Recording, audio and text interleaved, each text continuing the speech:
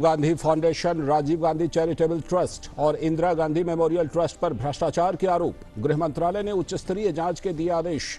PMLA, आयकर act और FCRA के तहत अंतर मंत्रालयीय समिति का किया गठन। प्रवर्तन निदेशालय के विशेष निदेशक करेंगे इस जांच की अगुवाई। कानपुर में 8 पुलिस जवानों की हत्या के मामले के मुख्य आरोपी विकास दुबे का करीबी अमर दुबे मुठभेड़ में ढेर। हमीरपुर में एसटीएफ को मिली कामयाबी। विकास दुबे पर इनाम की राशि 2.5 लाख से बढ़ाकर 5 लाख रुपए की गई। ADG law and order Prashant Kumar ने बताया, फरीदाबाद मुठभेड़ में 3 लोग गिरफ्तार। भारत में कोविड-19 से स्वस्थ होने की दर बढ़कर हुई 61.53%। दुनिया भर में कोविड-19 से संक्रमित मामलों की संख्या 1 करोड़ 18 लाख के पार।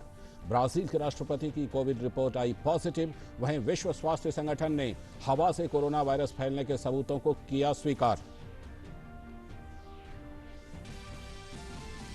चीन को लगा बड़ा झटका। अमेरिकी खुफिया एजेंसी एफबीआई ने चीन को बताया राष्ट्रीय सुरक्षा के लिए सबसे बड़ा खतरा। कहा, चीनी कंपनियों से न सिर्फ व्यावसायिक बल्कि अमेरिकी लोगों के स्वास्थ्य और आजीविका के लिए भी है बड़ा खतरा। कोविड-19 महामारी के कारण 117 दिनों के लंबे अंतराल के बाद आज अंतर्राष्ट्रीय क्रिकेट की हो रही है शुरुआत। साउथहैम्पटन में इंग्लैंड वेस्टइंडीज के बीच होगा टेस्ट सीरीज का पहला मुकाबला। जेसन होल्डर और बेन स्टोक्स करेंगे अपनी अपनी टीम का नेतृत्व।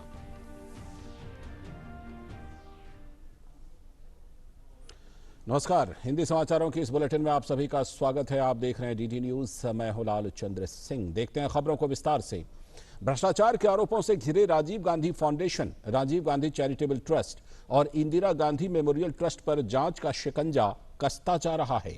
केंद्रीय गृह मंत्रालय ने इन तीनों संगठनों के खिलाफ लगे भ्रष्टाचार और अन्य गंभीर आरोपों की जांच ठीक से हो, इसके लिए एक उच्च स्तरीय समिति का गठन किया है। ये एक अंतर मंत्रालयीय समिति होगी और ईडी यानी प्रवर्तन निदेशालय के स्पेशल डायरेक्टर इस समिति का नेतृत्व करेंगे। ये समिति विभिन्न एजेंसियों द्वारा की जा रही जांच के बीच कोऑर्डिनेशन और तालमेल स्थापित करने का काम करेगी। दरअसल कुछ दिन पहले ये मामला सामने आया था कि राजीव गांधी फाउंडेशन ने चीन से भारी रकम ली थी। बाद में फाउंडेशन से जुड़े संगठन और लोगों ने चीन के साथ फ्री ट्रेड जैसे समझौतों को आगे बढ़ाने की वकालत की थी। आरोप ये भी लगे हैं कि फर्जी कंपनियों या टैक्स हेवन माने जाने वाले देशों से मनी लॉन्ड्रिंग कानूनों का उल्लंघन करते हुए इन संस्थानों में पैसा आया। ऐसे में विभिन्न एजेंसियों द्वारा की जा रही जांच को लेकर समन्वय बिठाने के मकसद से ये उच्च स्तरीय समिति बनाई गई है। पीएमएलए यानी कि prevention of money laundering act, income tax act और एफसीआरए कानून के उल्लंघनों के लिए इन तीनों संगठनों की जांच की जाएगी।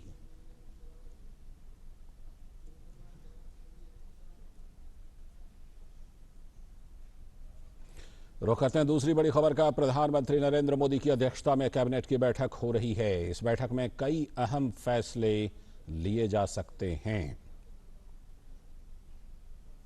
तो प्रधानमंत्री नरेंद्र मोदी की अध्यक्षता में ये कैबिनेट की बैठक चल रही है और इस बैठक के बाद क्या कुछ निकल करके आएगा, हम आगे आपको इसकी जानकारी देंगे। और इस वक्त आप ये देख रहे हैं कि प्रधानमंत्री की अध्यक्षता में कैबिनेट की बैठक हो रही है, जिसमें साफ तौर पर आप देख सकते हैं कि मास्क लगाने से लेकर सोशल डिस्टेंसिंग तक का पूरी तरह से पालन किया जा रहा है।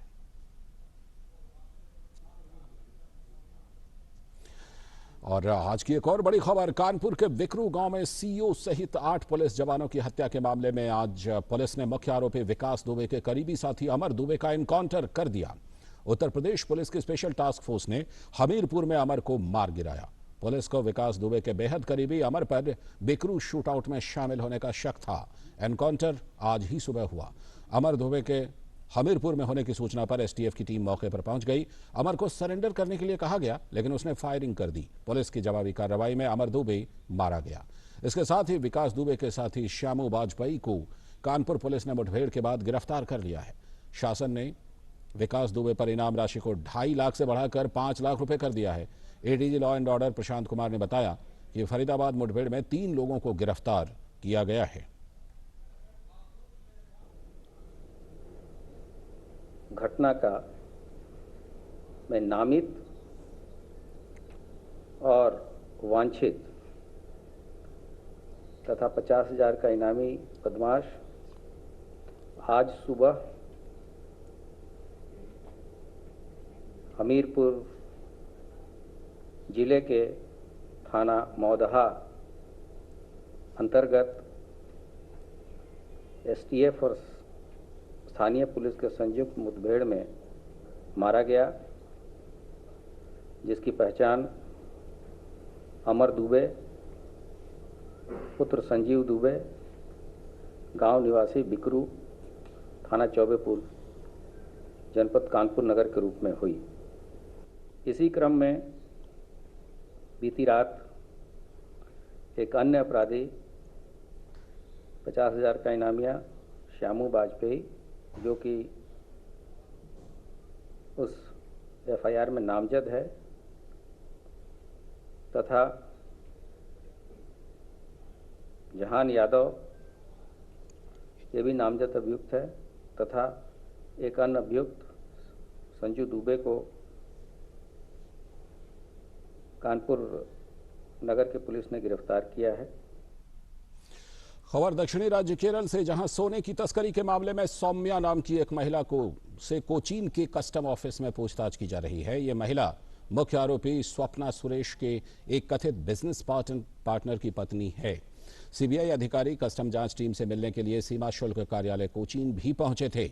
मामले पर सीबीआई जांच को लेकर अभी रिपोर्ट स्पष्ट नहीं है। इस बीच विभिन्न शहरों में सीएम के खिलाफ भाजपा और यूडीएफ द्वारा विरोध प्रदर्शन किए जा रहे हैं। कालीकट में भाजपा द्वारा जारी विरोध की अगुवाई प्रदेश के अध्यक्ष के सुरेंद्रन ने किया। भाजपा मुख्यमंत्री के इस्तीफे की मांग को लेकर पंचायत स्तर पर और निर्वाचन क्षेत्र स्तर पर विरोध प्रदर्शन की योजना बना रही है। और भाजपा महासचिव मुरलीधर राव ने कहा है कि संकट काल में प्रधानमंत्री नरेंद्र मोदी ने गरीब कल्याण की दिशा में कई कदम उठाए हैं, जो हमारी प्रतिबद्धता को दिखाता है। एक प्रेस वार्ता के दौरान उन्होंने कहा कि गरीब कल्याण योजना के तहत 40 करोड़ लोगों को राशि मिली है। प्रधानमंत्री गरीब कल्याण योजना के तहत अभी तक 64,500 करोड़ यानी जिसमें अभी तक पहुंच चुके हैं कि टोटल बेनिफिशियरीज लगभग 40 करोड़ लोग 39.89 करोड़ लोगों को 64,500 करोड़ इन लोगों को अभी तक ये राशि पहुंच गए हैं। और इसके साथ ही उन्होंने कहा कि कोरोना काल में विपक्ष ने गैर जवाबदेह भूमिका निभाई है। 60 सालों में गरीबों की चिंता और इससे पहले आए आपदाओं में गरीबों की चिंता एक तरफ, और हमारे मोदी जी के नेतृत्व में गरीबों की चिंता ये दूसरी तरफ। देश के विपक्ष गरीबों की सेवा करते समय, चुनौतीपूर्ण समय में साथ देना चाहिए, सेवा में लगना चाहिए, लेकिन प्रतिपक्ष में जो नेता है वे अपने पुराने पार्टी की इतिहास और सेवा के इतिहास ना पढ़ते हुए इस प्रकार के एक गैर जिम्मेवार प्रश्न करते रहते हैं, लेकिन जनता देख रही है। और अब बात बारिश और बाढ़ के कहर की। पूर्वोत्तर राज्य असम में पिछले 48 घंटों में बाढ़ की स्थिति में हालांकि काफी सुधार हुआ है, लेकिन अभी भी राज्य के 33 में से 13 जिले बाढ़ से प्रभावित हैं, जहां करीब 2 लाख लोग बाढ़ की त्रासदी झेल रहे हैं। कल बाढ़ से एक और व्यक्ति की मौत हो जाने के बाद इस बाढ़ में मारे जाने वालों की संख्या 39 हो गई है। मौसम विभाग ने उत्तर पूर्व क्षेत्रों में कल अगले 2-3 दिनों में भारी से लेकर बहुत भारी बारिश की चेतावनी दी थी। मौसम विभाग के मुताबिक ब्रह्मपुत्र नदी के तटीय इलाकों संकोश, मानस और बेकी में गुरुवार और शुक्रवार को भीषण बारिश हो सकती है, जिससे धुबरी, चिरांग, बक्सा, बोंगाईगांव, बारपेटा और नलबाड़ी जिलों में 10 जुलाई के बाद कुछ इलाके पानी में डूब सकते हैं। और पूरब ही नहीं बल्कि पश्चिम में भी बारिश का कहर है। गुजरात में लगातार भारी बारिश हो रही है। अरब सागर के तट पर बसे पश्चिम सौराष्ट्र के जिले देवभूमि, द्वारका, जामनगर, पोरबंदर, गिर सोमनाथ और राजकोट में सोमवार से ही मौसम विभाग ने 3 दिन का रेड अलर्ट जारी किया था। लगातार बारिश से राज्य के कुल 205 बांधों में से 12 बांध 100% भर चुके हैं और बाकी बांधों में भी लगातार जलस्तर बढ़ रहा है। राज्य के 25 बांधों को हाई अलर्ट पर रखा गया है। बांधों के साथ साथ राज्य की 17 छोटी मोटी नदियों का भी जलस्तर बढ़ रहा है। मुख्यमंत्री विजय रूपाणी हालात की लगातार समीक्षा कर रहे हैं। इन तटीय जिलों में पहले से ही तैनात एनडीआरएफ की टीमें राहत और बचाव के काम में जुटे हैं। राज्य में एनडीआरएफ की कुल 9 टीमों को तैनात किया गया है, जो दक्षिण गुजरात के वलसाड, नवसारी, सूरत और सौराष्ट्र के द्वारका, पोरबंदर, जामनगर, राजकोट, कच्छ और गिर सोमनाथ में राहत बचाव का काम कर रही हैं। अन्य 4 टीमों को भी वडोदरा और 1 टीम को गांधीनगर में रिजर्व में रखा गया है। इस बीच मौसम विभाग ने अगले कुछ दिनों में भारी बारिश के चलते कई राज्यों में अलर्ट जारी किए हैं। मौसम विभाग के मुताबिक अगले 3 दिनों में महाराष्ट्र और गुजरात के कई हिस्सों में भारी से लेकर बहुत भारी बारिश होने की आशंका है। किसी भी आकस्मिक स्थिति से निपटने के लिए इन राज्यों में एनडीआरएफ की टीमें तैनात कर दी गई हैं।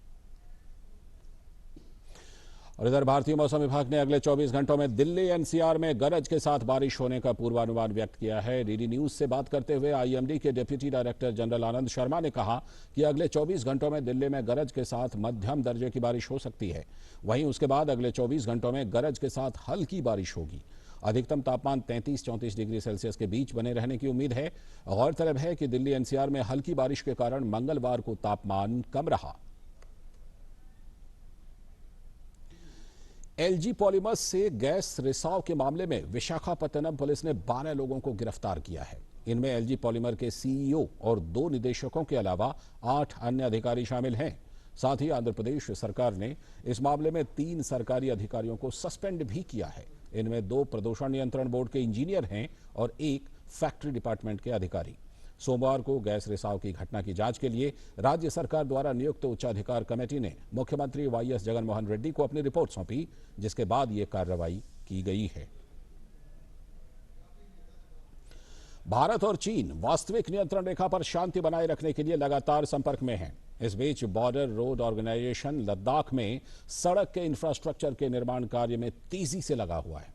दुर्गम पहाड़ियों के बीच ऐसी सड़कें बनाई जा रही हैं जिससे लद्दाख का विकास तो हो ही, और साथ ही ये सड़कें इस क्षेत्र में सेना के जल्द आवागमन के लिए भी बहुत अहम हैं। लद्दाख में सामरिक महत्व के एक ऐसे ही क्षेत्र में सड़क इंफ्रास्ट्रक्चर के निर्माण का जायजा लिया हमारे संवाददाता अशोक श्रीवास्तव ने।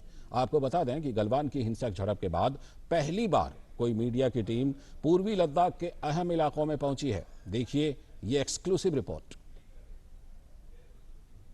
गलवान में 15 और 16 जून की रात जो कुछ भी हुआ, जिस तरह से भारत और चीन के सैनिकों के बीच हिंसक झड़प हुई, उस झड़प के बाद हम अक्सर एक बात सुन रहे हैं कि भारत बदल चुका है। ये 1962 वाला भारत नहीं है, ये नया भारत है, नया हिंदुस्तान है।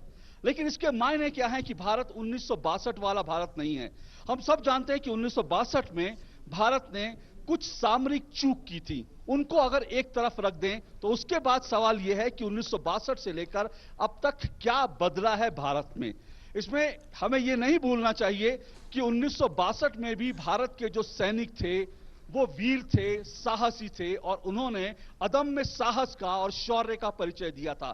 जिस तरह से गलवान में भी भारतीय सैनिकों ने शौर्य का परिचय दिया।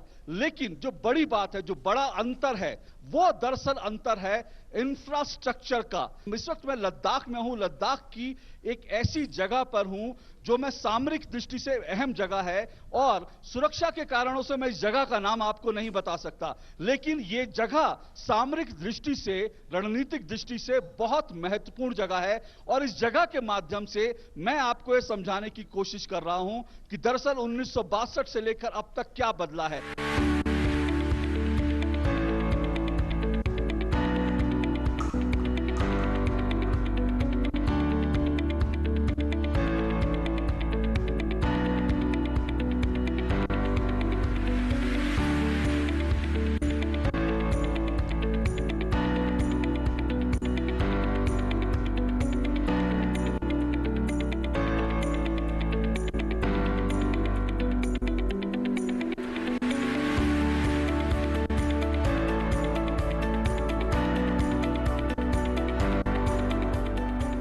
पहले बिल्कुल सिंगल रोड है साहब। अभी 2 साल से इतना कम निकल गया साहब, इतना बढ़िया कम हो गया साहब, पूछो मत साहब। क्योंकि लोग पब्लिक लोगों ने भी बोलता है साहब, आओ 2 साल के अंदर ये रोड इतना बढ़िया बन रहा है। ये रोड, जैसा आपने सही कहा, एक बहुत स्ट्रैटेजिक रोड है, और इसने हमारी सेना की जो ऑपरेशनल प्रिपेयर्डनेस है उसको बहुत इन्हांस किया है।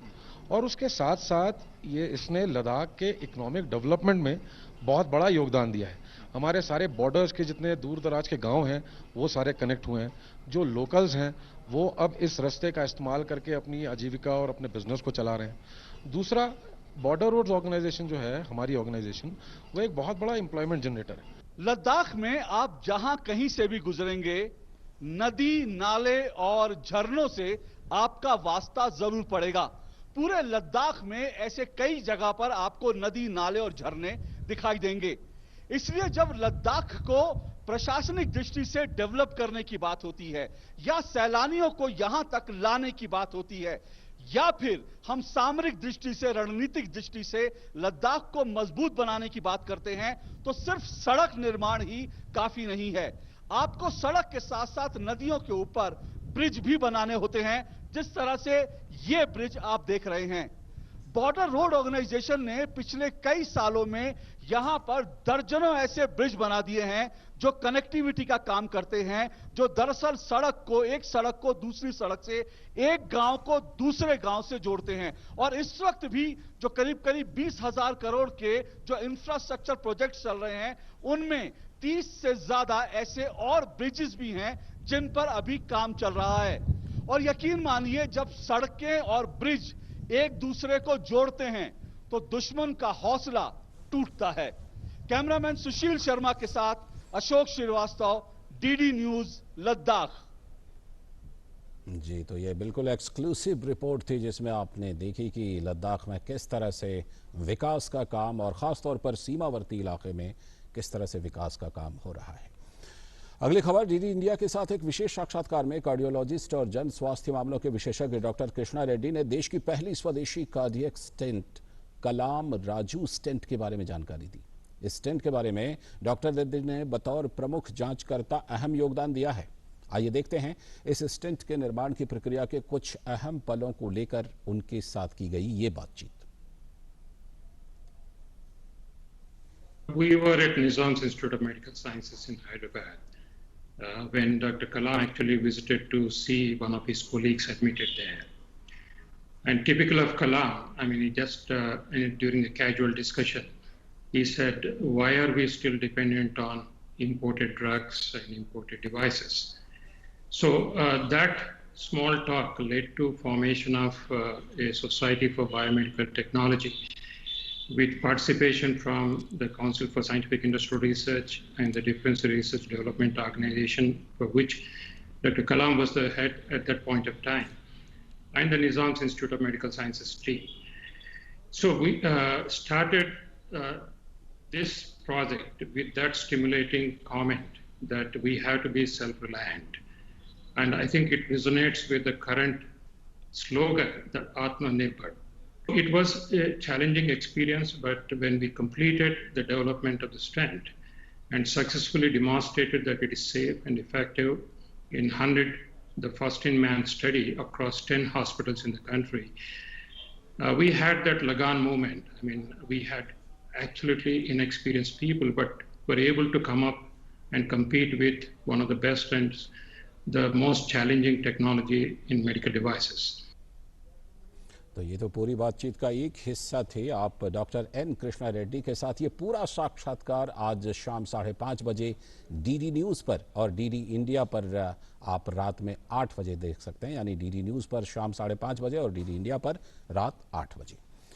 अगली खबर, नमामि गंगे अभियान को एक बार फिर विश्व बैंक का साथ मिला है। नई दिल्ली के नॉर्थ ब्लॉक में भारत सरकार और विश्व बैंक के बीच national Ganga river basin project 2 से जुड़े महत्वपूर्ण समझौते पर हस्ताक्षर हुए। इसके तहत विश्व बैंक राष्ट्रीय स्वच्छ गंगा मिशन को गंगा की सहायक नदियों को स्वच्छ बनाने से जुड़ी परियोजनाओं के लिए 3023.10 करोड़ रुपए का लोन देगा। विश्व बैंक ने एक बार फिर नमामि गंगे अभियान को सराहा है। भारत सरकार और विश्व बैंक के बीच national Ganga river basin project 2 से जुड़े महत्वपूर्ण करार पर हस्ताक्षर हुए हैं। इसके तहत विश्व बैंक गंगा की सहायक नदियों को स्वच्छ बनाने से जुड़ी परियोजनाओं के लिए 3023.10 करोड़ रुपए का लोन देगा। लोन की सीमा 2026 रखी गई है। भारत सरकार की ओर से वित्त मंत्रालय में आर्थिक कार्य विभाग के अतिरिक्त सचिव समीर कुमार खरे और विश्व बैंक के एक्टिंग कंट्री डायरेक्टर ने करार पर हस्ताक्षर किए। National Ganga river basin project 1 के तहत गंगा की मुख्य धारा को स्वच्छ रखने पर जोर दिया गया था, जबकि इस बार गंगा की सहायक नदियों को स्वच्छ करने का लक्ष्य रखा गया है, जिसके तहत सीवेज ट्रीटमेंट प्लांट के निर्माण के जरिए कुल 482 MLD जल शोधन क्षमता विकसित की जाएगी। वर्ल्ड बैंक के जो गंगा 2 है, जो second phase world bank project का है, उसमें भी ट्रिब्यूटरीज में भी काम हो सकता है। मेन स्टेम पे तो काम चलता ही रहेगा। 1134 करोड़ रुपए की लागत से आगरा, मेरठ और सहारनपुर में गंगा की सहायक नदियों पर हाइब्रिड इन्यूइटी मॉडल के तहत प्रोजेक्ट चलाए जाएंगे, जबकि 1209 करोड़ रुपए की लागत से बिहार और पश्चिम बंगाल में तीन बड़े प्रोजेक्ट लिए जाएंगे।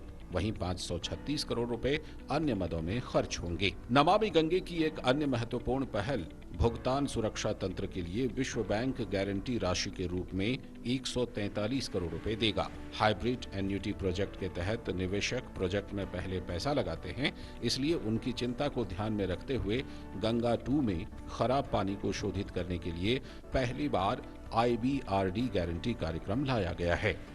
जो इन्वेस्टर है उसको इस गारंटी प्रोग्राम से बड़ी मदद मिलेगी और उसके रिस्क भी कम होंगे, और इसीलिए हमने इसमें IBRD गारंटी प्रोग्राम है जो कि वेस्ट वाटर सेक्टर में पहली बार हो रहा है, और वो नमामि गंगे प्रोजेक्ट में वर्ल्ड बैंक की सहायता से किया जा रहा है।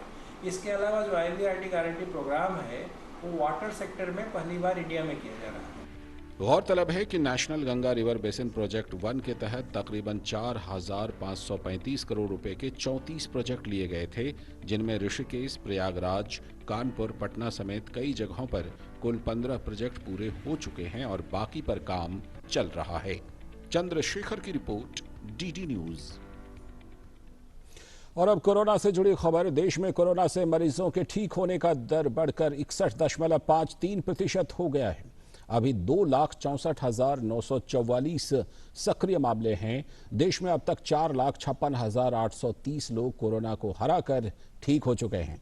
भारत में कोरोना संक्रमण की संख्या बढ़कर 7,42,417 हो गई है। कोविड-19 से मारे जाने वालों की संख्या बढ़कर 20,642 हो गई है। और वहीं दुनिया भर में इस बीच कोरोना वायरस का कहर जारी है। कोरोना से दुनिया भर में 1,17,87,000 से भी ज्यादा लोग संक्रमित हैं, तो 5,42,000 से भी ज्यादा लोगों की इससे मौत हो चुकी है। दुनिया में कोरोना से सबसे अधिक प्रभावित देशों में अमेरिका सबसे आगे है, जहां 29,91,000 से भी ज्यादा लोग कोरोना से संक्रमित हैं और 1,31,000 से भी ज्यादा लोगों की वहां पर मौत हो गई है। इस बीच अमेरिका में जिन स्टूडेंट्स की सभी क्लासेस ऑनलाइन शिफ्ट हो गई हैं, उन्हें देश लौटना होगा। डोनाल्ड ट्रंप प्रशासन के इस फैसले से कुल 10 लाख स्टूडेंट्स पर असर पड़ेगा। प्रधानमंत्री नरेंद्र मोदी ने ब्राजील के राष्ट्रपति जायर बोल्सोनारो के कोरोना संक्रमित होने के बाद उनके शीघ्र स्वास्थ्य लाभ की कामना की है। उन्होंने ट्वीट कर कहा कि मेरे मित्र राष्ट्रपति जायर बोल्सोनारो, आपके शीघ्र स्वस्थ होने के लिए मेरी प्रार्थनाएं और शुभकामनाएं। एक बड़ी खबर, चीन को एक बड़ा झटका लगा है। अमेरिकी खुफिया एजेंसी FBI ने चीन को बताया राष्ट्रीय सुरक्षा के लिए सबसे बड़ा खतरा। उन्होंने कहा कि चीनी कंपनियों से न सिर्फ व्यावसायिक बल्कि अमेरिकी लोगों के स्वास्थ्य और आजीविका के लिए भी बड़ा खतरा है। It's the people of the United States who are the victims of what amounts to Chinese theft on a scale so massive that it represents one of the largest transfers of wealth in human history.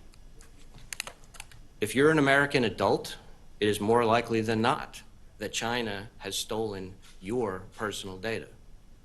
In 2017, the Chinese military conspired to hack Equifax and made off with the sensitive personal information of 150 million Americans. We've now reached the point where the FBI is opening a new China-related counterintelligence case about every 10 hours. Of the nearly 5,000 active FBI counterintelligence cases currently underway across the country, almost half are all related to China. जी, तो दुनिया भर में चीन के लिए मुश्किलें बढ़ती जा रही हैं और इसी के साथ हिंदी समाचारों के इस बुलेटिन में फिलहाल के लिए इतना ही, लेकिन डीडी न्यूज़ पर खबरों का सिलसिला लगातार जारी है। अनुमति दीजिए, नमस्कार।